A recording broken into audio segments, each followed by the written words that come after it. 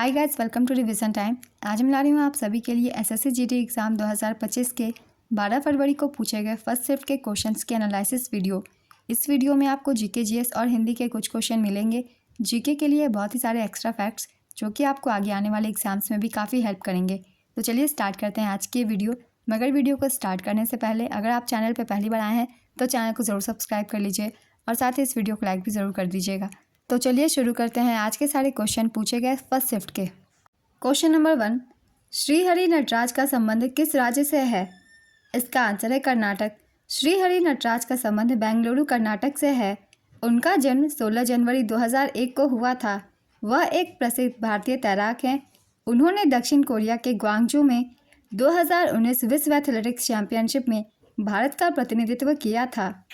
Next question, Zakir Hussain का संबंध किस घराने से है? इसका आंसर है पंजाब घराने से। तबला वादक जाकिर हुसैन पंजाब घराने के थे।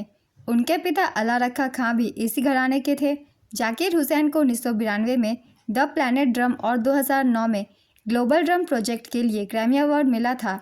उन्हें 1988 में पद्मश्री, 2002 में पद्म भूषण और 1990 में संगीत नाटक अकादमी पुरस्कार से सम्मानित किया गया था। उन्होंने 1999 में संयुक्त राज्य अमेरिका की कला के लिए राष्ट्रीय अक्षा निधि से राष्ट्रीय विरासत फेलोशिप प्राप्त की थी। शंकर महादेवन और जाकिर हुसैन के फ्यूजन बैंड शक्ति ने बेस्ट ग्लोबल म्यूजिक एल्बम की श्रेणी में ग्रैमी अवार्ड 2024 जीता। यह ग्रैमी अवार्ड का 66वां संस्करण था। हाल ही में जाकिर हुसैन का निधन हो गया है, इसलिए इनसे रिलेटेड सारे पॉइंट्स बहुत ही इंपॉर्टेंट है। आगे भी आपके एग्जाम के लिए ये काफ़ी इंपॉर्टेंट है, इसलिए सभी को याद रखिएगा। अगला क्वेश्चन है, कौन बीसीसीआई के पहले अध्यक्ष थे? इसका आंसर है आरी ग्रांट गोवन। आरी ग्रांट गोवन एक व्यवसायी और उस समय के एक प्रमुख व्यापारिक घराने गोवन ब्रदर्स लिमिटेड के प्रबंध निदेशक थे। वह पहले बीसीसीआई अध्यक्ष थे। 1928 में जब बीसीसीआई की स्थापना हुई तो उन्हें अध्यक्ष चुना गया। वह 1933 तक इस पद पर रहे। बीसीसीआई के दूसरे अध्यक्ष सर सिकंदर हयात खान थे।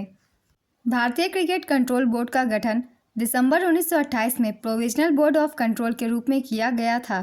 18 अक्टूबर 2022 से बीसीसीआई के अध्यक्ष रोजर बिन्नी, जो कि 36वें अध्यक्ष हैं, जो सौरव गांगुली का कार्यकाल खत्म होने के बाद से इस पद पर विराजमान है। बीसीसीआई का मुख्यालय मुंबई के वानखेड़े स्टेडियम में स्थित है। जनवरी 2025 में बीसीसीआई के नए सचिव देवजीत सैकिया बने और नए कोषाध्यक्ष प्रभतेज सिंह भाटिया को बनाया गया। नेक्स्ट क्वेश्चन, जीएसटी संविधान के किस संशोधन अधिनियम द्वारा पेश किया गया था? इसका आंसर है 101वें संशोधन अधिनियम। काफ़ी बार मैंने इसे बताया हुआ है। जीएसटी 101वें संविधान संशोधन द्वारा लागू किया गया था। चलिए एक बार फिर से रिवीजन कर लेते हैं सारे इंपॉर्टेंट पॉइंट्स।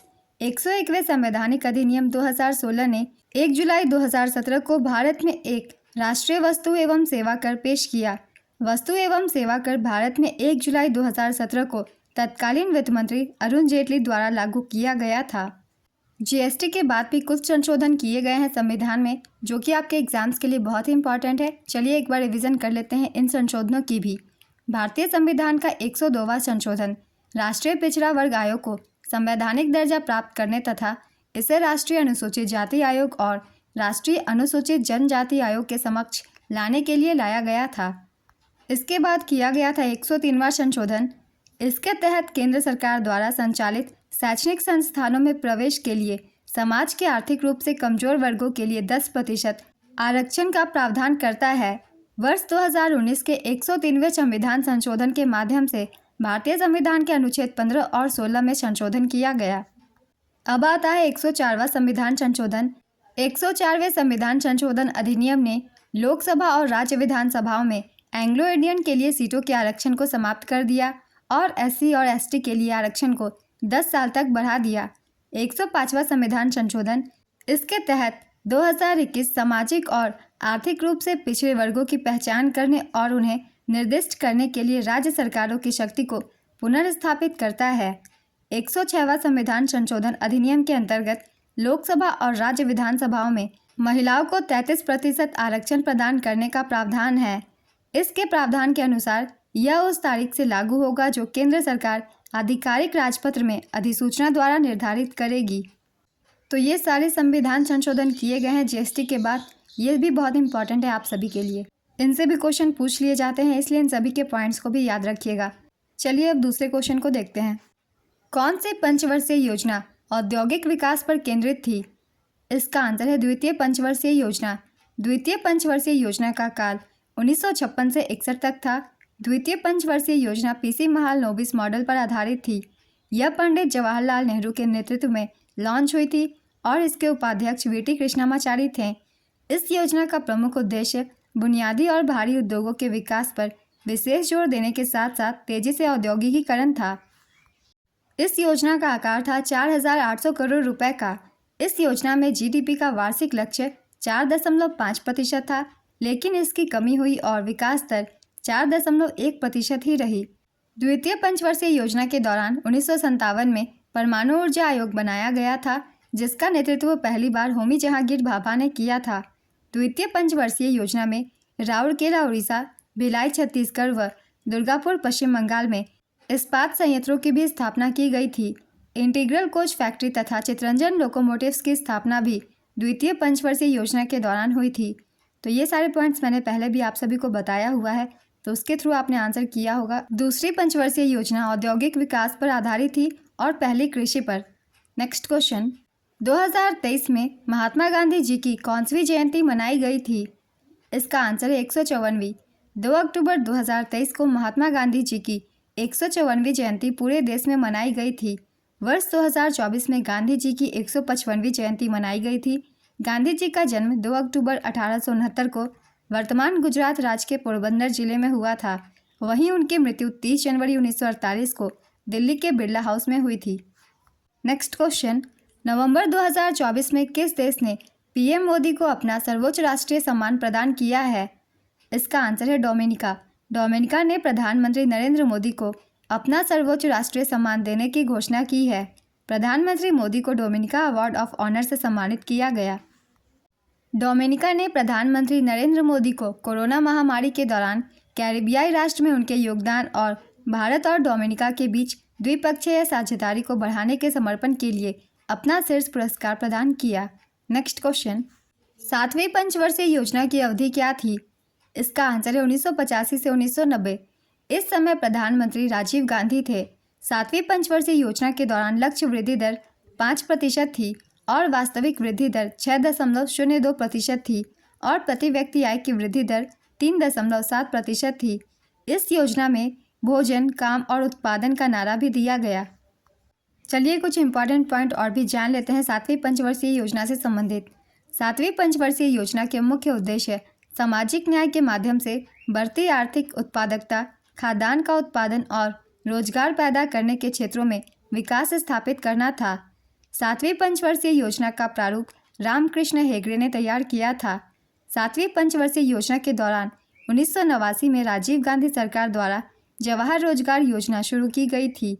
जवाहर रोजगार योजना राष्ट्रीय ग्रामीण रोजगार कार्यक्रम और ग्रामीण भूमिहीन रोजगार गारंटी कार्यक्रम का विलय कर लागू की गई थी। ये कुछ इंपॉर्टेंट पॉइंट्स थे 7वीं पंचवर्षीय योजना से संबंधित। इन सभी को आप सब याद रखिएगा, हो सकता है आगे भी एग्जाम में इन पॉइंट से क्वेश्चन पूछ लिए जाएं। अगला क्वेश्चन है, भारतीय संविधान का कौन सा अनुच्छेद उच्च न्यायालय को रिट जारी करने की शक्ति देता है? इसका आंसर है अनुच्छेद 226। ध्यान दीजिएगा, यहाँ उच्च न्यायालय पूछा गया है, सर्वोच्च न्यायालय नहीं। उच्च न्यायालय को अनुच्छेद 226 के तहत रिट जारी करने की शक्ति है। भारतीय संविधान का अनुच्छेद 226 उच्च न्यायालयों को रिट जारी करने की शक्ति देता है। यह शक्ति संविधान के भाग 3 के तहत दिए गए मौलिक अधिकारों के प्रवर्तन और संरक्षण के लिए दी गई है। अनुच्छेद 226 के तहत जारी की जाने वाली रिट है बंदी प्रत्यक्षीकरण, परमादेश, उत्प्रेषण, प्रतिषेध, अधिकार परीक्षा। भारत का सर्वोच्च न्यायालय अनुच्छेद 32 के तहत रिट जारी कर सकता है। संविधान के अनुच्छेद 32 के तहत प्रदान किए गए 5 प्रकार के न्यायिक आदेश हैं: बंदी प्रत्यक्षीकरण, अधिकार परीक्षा, परमादेश, उत्प्रेषण और नज़रबंदी। नेक्स्ट क्वेश्चन, भारत के किस पड़ोसी देश का सबसे कम शिशु मृत्यु दर है? नेपाल, बांग्लादेश, पाकिस्तान, अफगानिस्तान। इसका आंसर है नेपाल। इस क्वेश्चन का सही आंसर श्रीलंका होगा। अगर श्रीलंका ऑप्शन में ना हो तब आप नेपाल टिक कीजिएगा। आप मुझे कमेंट बॉक्स में बता सकते हैं श्रीलंका ऑप्शन में था या नहीं। नेक्स्ट क्वेश्चन, अर्थव्यवस्था में थोक व्यापार का क्या अर्थ है? इसका आंसर है बड़ी मात्रा में सामान खरीदना और उसे छोटी छोटी मात्रा में बेचना। जो लोग निर्माताओं से बड़ी मात्रा में सामान खरीदकर उसे छोटी मात्रा में दूसरे व्यापारियों को बेचते हैं उन्हें थोक व्यापारी कहते हैं। थोक व्यापार घरेलू व्यापार की एक प्रमुख श्रेणी है। नेक्स्ट क्वेश्चन, आत्मनिर्भर अर्थव्यवस्था लाना और तेजी से विकास करना किस पंचवर्षीय योजना का मुख्य उद्देश्य था? इसका आंसर है चौथी पंचवर्षीय योजना का। चौथी पंचवर्षीय योजना की अवधि 1969 से 74 तक थी। चौथी पंचवर्षीय योजना सूखे अवमूल्यन और मुद्रास्फीति की मंदी के दबाव के परिदृश्य में इंदिरा गांधी सरकार द्वारा शुरू की गई पहली योजना थी। इस योजना में 5.7% GDP लक्ष्य रखा गया था, लेकिन यह योजना असफल रही। इस योजना में सिर्फ 3.3% की वार्षिक वृद्धि हुई। योजना आकार था 15,902 करोड़ रुपए। चौथी पंचवर्षीय योजना के दौरान सबसे पहले बफर स्टॉक की अवधारणा पेश की गई और 50 लाख टन खाद्यान्न के बफर स्टॉक की परिकल्पना की गई। इस योजना के दौरान सूखा संभावित क्षेत्र कार्यक्रम शुरू किया गया। चौथी पंचवर्षीय योजना का मूल उद्देश्य स्थिरता के साथ आर्थिक विकास और आत्मनिर्भरता की प्राप्ति था। यह योजना स्थिरता के विकास और आत्मनिर्भरता की ओर प्रगति पर केंद्रित गार्डियल फॉर्मूले पर आधारित था। 14 बैंकों का राष्ट्रीयकरण, MRTP अधिनियम तथा बफर स्टॉक की धारणा चौथी पंचवर्षीय योजना के दौरान लागू हुई थी। ये सभी चौथी पंचवर्षीय योजना के कुछ इंपॉर्टेंट पॉइंट्स थे। Next question, doctor Bhimrao Ambedkar ने जातिगत भेदभाव खत्म करने और पिछड़े वर्गों के लिए शिक्षा और सामाजिक आर्थिक सुधार लाने के लिए किस सभा की स्थापना की थी? इसका आंसर है बहिष्कृत हितकारिणी सभा। उन्होंने बहिष्कृत हितकारिणी सभा की स्थापना 20 जुलाई 1924 को मुंबई में की थी। यह संस्था छूतों के उत्थान के लिए बनाई गई थी। डॉक्टर भीमराव अंबेडकर ने मूक नायक 1920, समता 1929 और जनता 1930, बहिष्कृत भारत 1927 में जैसी पत्रिकाएं प्रकाशित की थी। उन्होंने जाति का उन्मूलन, बुद्ध या कार्ल मार्क्स, अछूत वे कौन है और अछूत कैसे बन गए, अछूत बनना, बुद्ध और उनका धम्म, हिंदू महिलाओं का उत्थान और पतन जैसी किताबें लिखी थीं। नेक्स्ट क्वेश्चन, लाडो लाली लोक कला किस जनजाति द्वारा किया जाता है? इसका आंसर है संथाली जनजाति।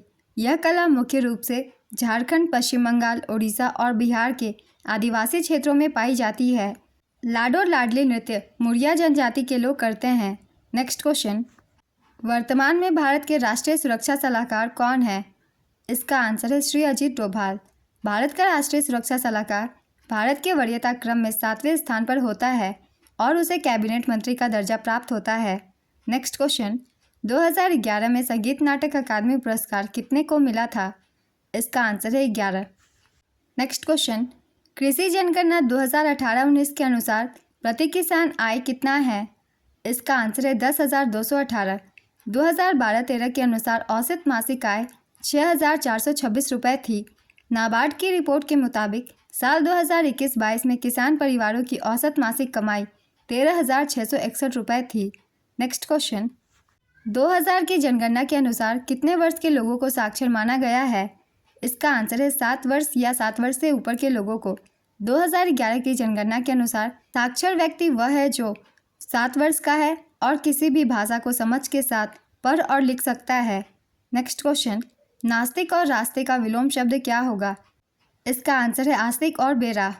नेक्स्ट क्वेश्चन, इनमें से कौन सा शब्द पुल्लिंग होगा? इसका आंसर है दानव। अशोक के अधिकांश शिलालेख किस भाषा में लिखे गए थे? इसका आंसर है प्राकृत। अशोक के अधिकांश शिलालेख प्राकृत भाषा में थे और ब्राह्मी लिपि में लिखे गए थे।